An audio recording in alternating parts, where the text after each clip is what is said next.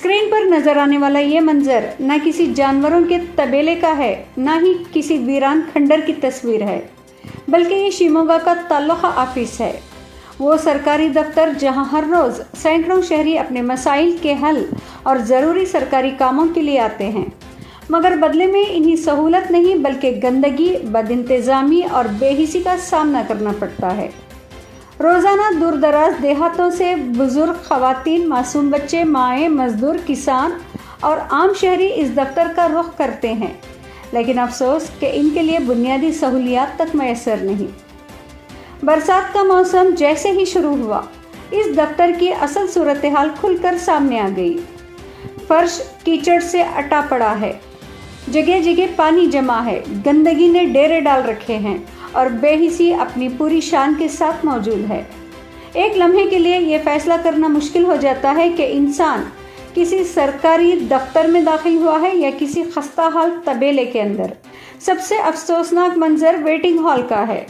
جہاں عمر رسیدہ خواتین اور بزرگ شہری گھنٹوں اسی گیلے اور کیچڑ بھرے فرش پر بیٹھنے پر مجبور نظر آتے ہیں۔ ان کے چہروں پر بے بسی صاف دیکھی جا سکتی ہے، مگر شاید یہ بے بسی ان آنکھوں تک نہیں پہنچتی جو عوام کے ووٹوں کے سہارے اقتدار کے ایوانوں تک پہنچے ہیں۔ عوام نے جن نمائندوں کو اپنے مسائل حل کرنے کے لیے منتخب کیا تھا، وہ آج ایئر کنڈیشن کمروں میں آرام فرما رہے ہیں، جبکہ عوام کے ٹیکسوں سے تنخواہیں لینے والے افسران عالیشان دفاتر میں بیٹھے ہیں، اور انہی ٹیکس دہندگان کو کیچڑ اور گندگی میں گھنٹوں کھڑے ہو کر انتظار کرنا پڑ رہا ہے۔ سوال یہ ہے کہ کیا کبھی کسی افسر نے اپنی کرسی چھوڑ کر عوام کے درمیان آ کر ان حالات کا جائزہ لینے کی زحمت کی ہے؟ کیا کسی منتخب نمائندے نے ان بزرگ خواتین کی حالت دیکھی ہے جو اپنے کاغذات ہاتھوں میں لیے گھنٹوں گیلے فرش پر بیٹھی رہتی ہیں؟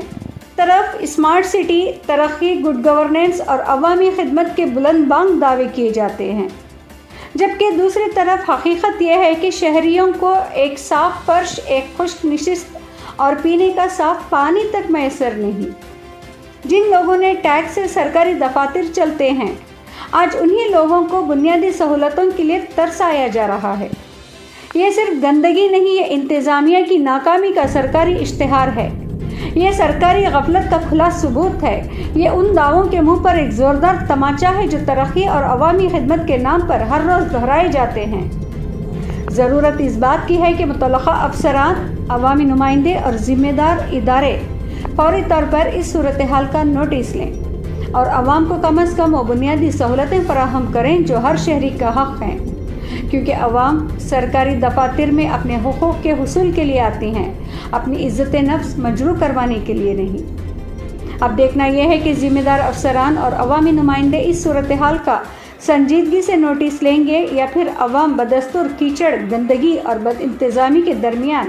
اپنے حقوق کے لیے در بدر بھٹکتی رہے گی۔